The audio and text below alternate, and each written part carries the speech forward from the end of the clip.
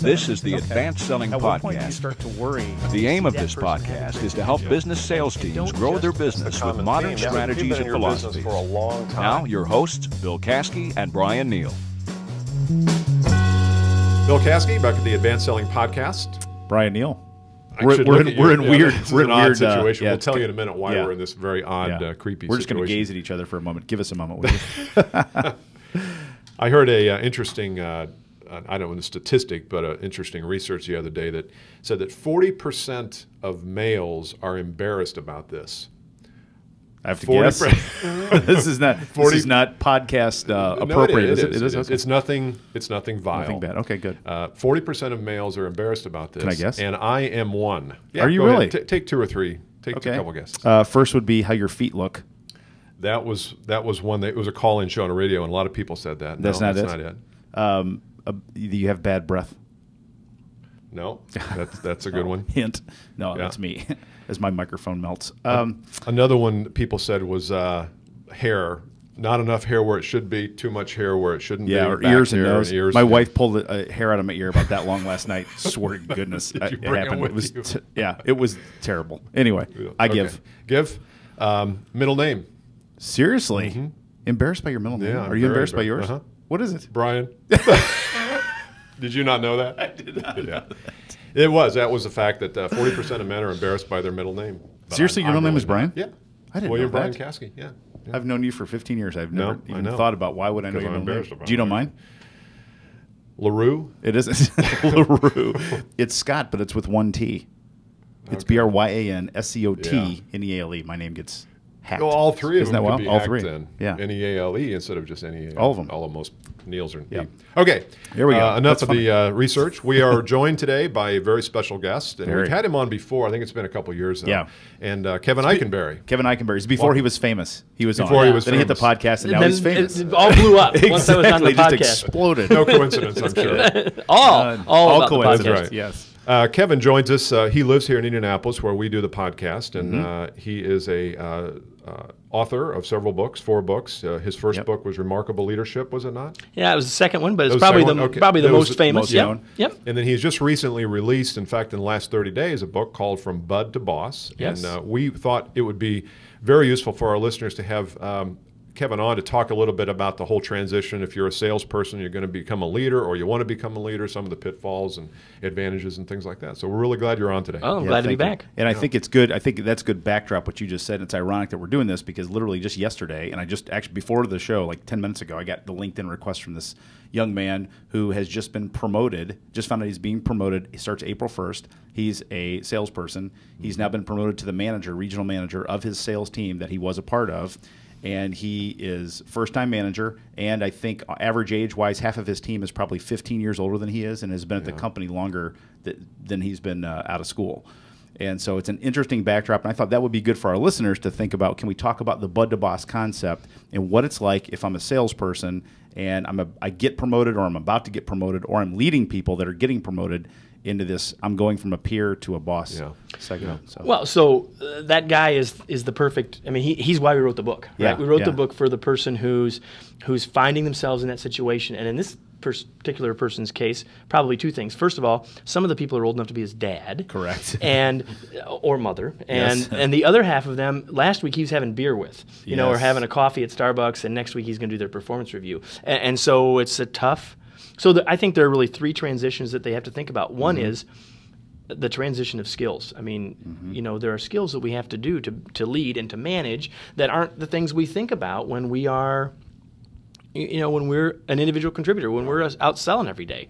So that's transition number 1. Transition number 2 is the relationship piece. So how do I deal with those relationships? How do I have the conversations I need to have with the person who is senior to me, maybe is the person that trained me, that I rode around with when I got started, and now I got promoted instead of them. And maybe some of those 15 people wanted the job. Maybe some of them didn't. Maybe you know which ones do and which ones don't. The point is there's all sorts of relationship stuff. So there's the skill transition. Yep. There's the relationship transition. And I think the third thing is, and one that maybe we don't think about, is what I call the perspective transition. When we become a leader, we have to think about the world differently. We get new information. We have new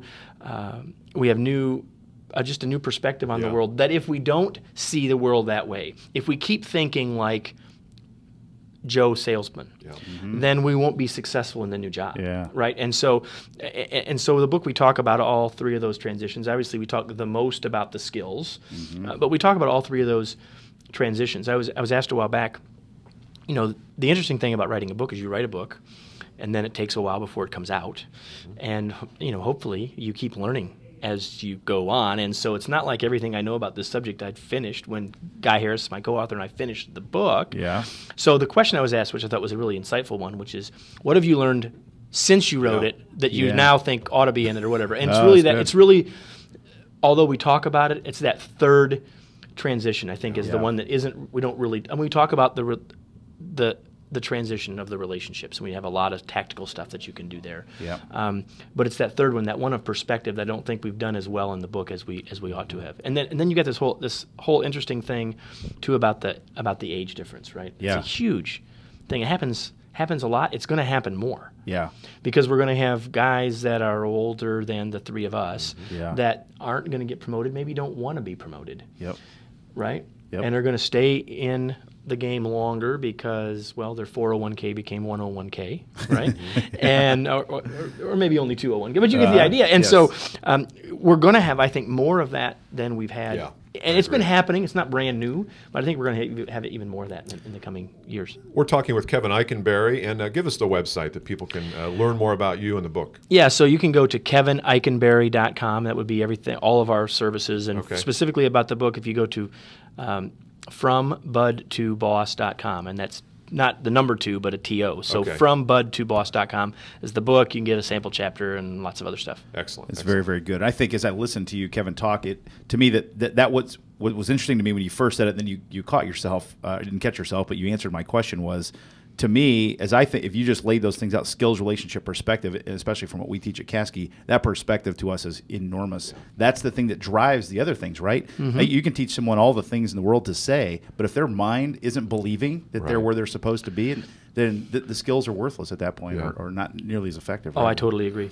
Yeah, I totally agree. So let's get, having said that, let's get a little tactical. And maybe tactical could mean how to build perspective. But if I'm new, let's take my friend example, the guy I just connected with. Sure. And here he starts April 1. Can you give him 3 things to do, or 3 actions to take, or 3 books to read? Hello. Yeah. Buy Bud to Boss. Buy Bud to Boss. Read Bud to Boss. Done. No. I tell you what. Do what's in it. I'm going to buy the book for him. I'm going to buy the book for another client of mine that I just thought about that I'm going to see later on next week. But what should he be doing? What 3 simple things, if I've just been promoted or I'm about to be promoted, take over from my peers, what are some 3 quick action things I can do early on? Yeah, early on. I think that there are some conversations that you need to have. Okay. I think you need to absolutely have a conversation if possible. Now, of course, I don't know the specific situation here. I think you need to absolutely have a conversation with your new team. Okay. And if we can have that as a whole team in some sort of a meeting or some sort of way, I think you need to have that. I think you need to talk about the fact that, you know, it is what it is. Some people there are all number of things you need to talk about. One is, am I replacing someone that was really good, and so I'm not going to be, or someone who wasn't so good. Yeah. But I'm not going to be that person either way. I don't know everything. I'm not coming in knowing everything. My goal is to help all of us be successful. Now, I'm saying all these things. These have to be true. But assuming they're true, the point is, I think that you need to have. Let me back up a little bit because I know we have limited time. 3 conversations. You need to have a conversation with your team. You need to have a conversation with the specific people on your team that are either already close friends. How does our relationship change? Yeah.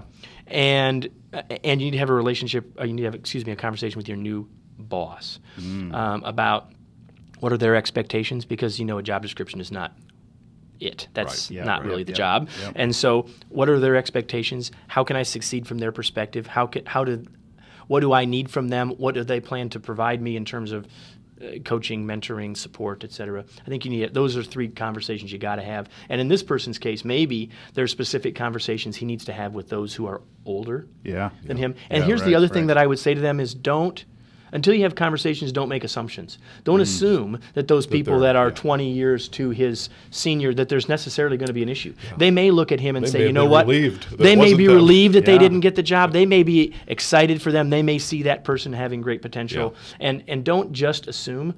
So before we started, you wanted to me to tell everyone where I just was. So where I just came from just a few hours ago was I was in Amman, Jordan, doing a seminar. And so here's the point related to that. And if you're listening to this in 2012, when you were in Amman, Jordan, the Middle East was a little bit on fire. Not Jordan. Not Jordan. It was a little bit. Well, there's been some peaceful. There's been some peaceful protests in Jordan, but as we speak, Gaddafi is still at war with his people in Libya, and it's not sure what's going on in Egypt, and that was obviously a big conversation. Yeah. But here's the lesson. If I can get back, I think I'm going to try to get back to where we were. The lesson is that when I started, I made some assumptions that weren't necessarily accurate. And it's this, so I don't know that I made a true assumption, but I will say that I was surprised that in doing this seminar with 100 people, I was pleasantly surprised with how interactive people were. How when I asked a question, they were right there. And if I wanted interaction, I was getting it.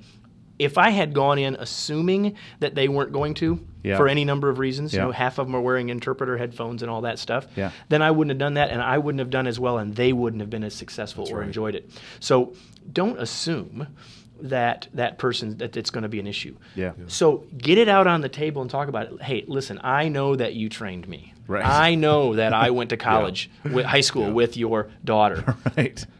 I know you didn't want me to date her, whatever. But my point is, my point is that get it on the table and talk about it. Don't leave it as the elephant in the room, where it could become a bigger issue than it even is. So I think the big key is talk about it. And I find when younger people ask me this, often the bigger issue is with them than with the other person. I heard that. That's absolutely true. That's true. That's where the problem lies to me, is the younger person makes it a bigger issue than the older person does. Very interesting. And if it doesn't get talked about, it becomes a bigger deal. Correct. And then it starts to block. We don't want that. And then the younger person looks for things, and they look for things that aren't there, and they see things like, oh my gosh, he doesn't talk to me as much anymore, when really there's nothing wrong at all. They think, oh, there's we all interpret the world through the perspective in which we see, and we look for things to reinforce our beliefs. Period. Right. Period. Right. And so have those conversations would be the short answer. That's very, very good. I've got one final question here, Kevin. Is a lot of our listeners are salespeople and contributors and performers and producers. The question is, we have a lot of people, I'm sure. Some people don't want to manage people. Others do. And so they believe they have a gift, and they probably do. What advice would you give to someone who maybe is on a team, maybe their manager is getting up there in years or is ready to leave, to position themselves so that they're ready? What are a couple of ideas for that? Well, I think you want to start thinking about that perspective. So I think the thing is, read differently. And obviously I'd like them to read my book, but that's not really what I'm saying. What I'm really saying is, if all you're reading is the industry publications, then you're not thinking about the right stuff. You've got to read and prepare yourself for a new perspective, which is start thinking like a leader. Start reading. Great advice. This is just a very general. I mean, don't just read your industry publication. Read Forbes and Fortune and Fast Company, and those are just simple examples, right? Listen to some other podcasts besides this on leadership, on management, on those things. So I think it's about preparing yourself for a new perspective, which is building your skills, being conscious about what you're reading, what you're intaking, who you're spending time with, and getting the chance to be with those people that can help you start to think and build the skills in those areas. That would be my short piece of advice. Great advice. So it's skills, relationships, and perspectives. Very, very good. You can find, again, information and buy the book at from budtoboss.com. Or any of any online, wherever you want to go. Kevin you can Eikenberry. get copies of books. And Kevin's very active on Twitter and LinkedIn, as we are, and encourage our clients to be. So he can't hide. You can't hide. I'm sorry. You can't. He went to Jordan to try to hide. He did. It didn't work there either. People were Twittering in Jordan. But highly recommend everyone take a look at the book, get the book, follow Kevin Eikenberry. He's got great information. Very, very useful. Good. Kevin, thanks for coming in today. It's my pleasure. Thanks, guys. Taking time out of your schedule. See you next time. All right. See you next time. Bye.